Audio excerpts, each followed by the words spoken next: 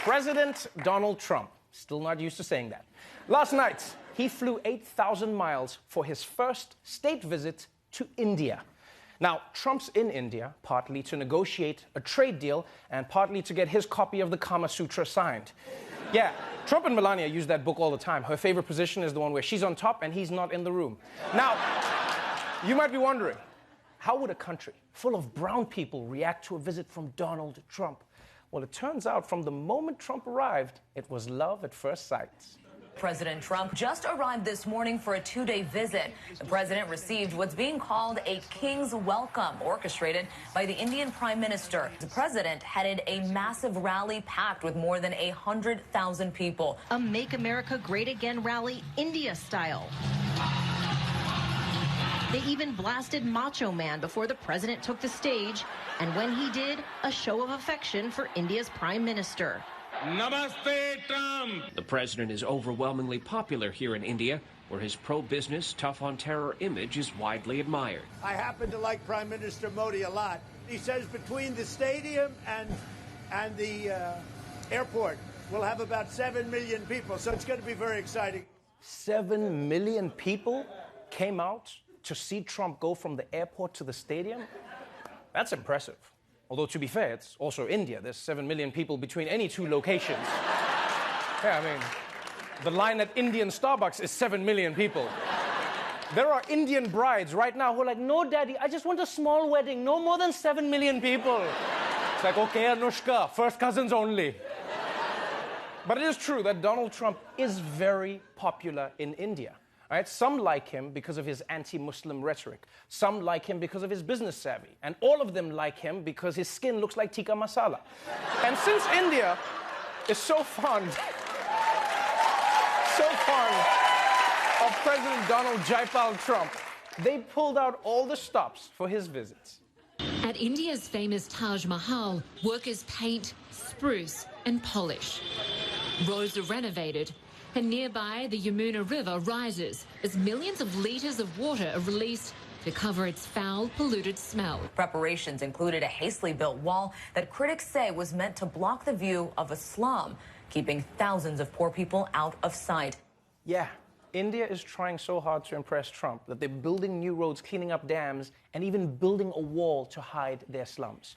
And you know Trump's got to love that. He's just like, you see, they built a wall, and I haven't seen a single Mexican. It works, folks. Now, India cleaning its rivers and streets for Trump might seem extreme, but if you think about it, this is basically what guys do whenever a girl says she's coming over, right? Yeah, you make the bed, pick up your clothes, hide all your junk in the closet, then she calls and says she can't make it, and you're like, damn it, so I flushed the toilet for nothing? So clearly, India is trying to give Trump a memorable experience. There was, however, one tiny culture clash that Trump had to deal with. Donald Trump is in India this morning, but he could be forced to go without his favourite meals of burgers and steaks. India's Prime Minister, Narendra Modi, a devout vegetarian, plans not to serve any meat to the president during his visit.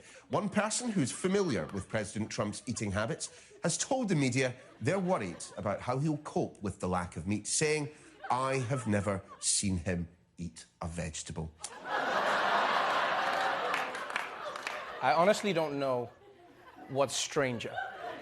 The fact that Trump might eat vegetables, or that people are actually worried about how it will go. Because you realize the news wasn't even snarky about it. They weren't like, haha, the president has to eat vegetables. They were like, yo, if Donald Trump eats broccoli, he could die. So this is going to be hard on Trump.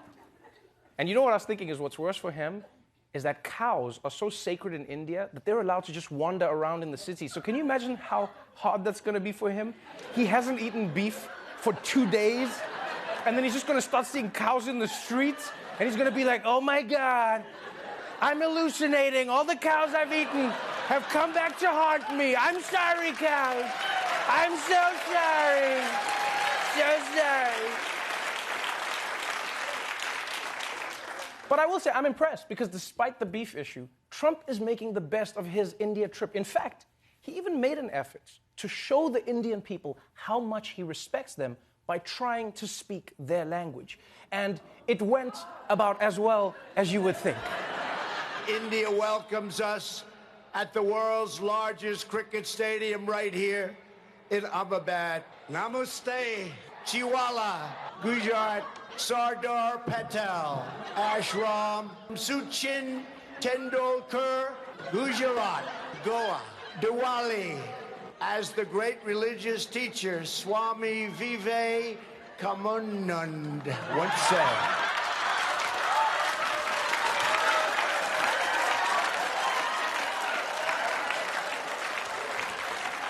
Oh, man. Oh, even if that pronunciation was right, that facial expression was so wrong. That looked like the most exercise he's gotten in decades. It's like, come on. All right, that's my steps for the day. I'm done. Oh, man. Now, this was really interesting. After Trump butchered half the Hindi dictionary, Indian Twitter lost their minds, right? People were coming on like, dude, it's not namaste, it's namaste. Who messes up namaste? It says namaste. But to those Indians, I say, please, don't be mad, right? Trump may not be able to pronounce Hindi words, but he can't pronounce English words either, so he's an equal opportunity offender. And besides, think about it. It would have been way scarier if Trump had come out all fluent in Hindi. Can you imagine if he just came out and he's like, "Kaise tumhare jail? Main tumse pyar, aapka baal bahut sundar hai. Kuch hote aaye, bigly." It would have been weird. So, that was day one of President Trump's trip to India. And you know what? I'm proud of the president. I'm really proud of him for teaching us a valuable lesson.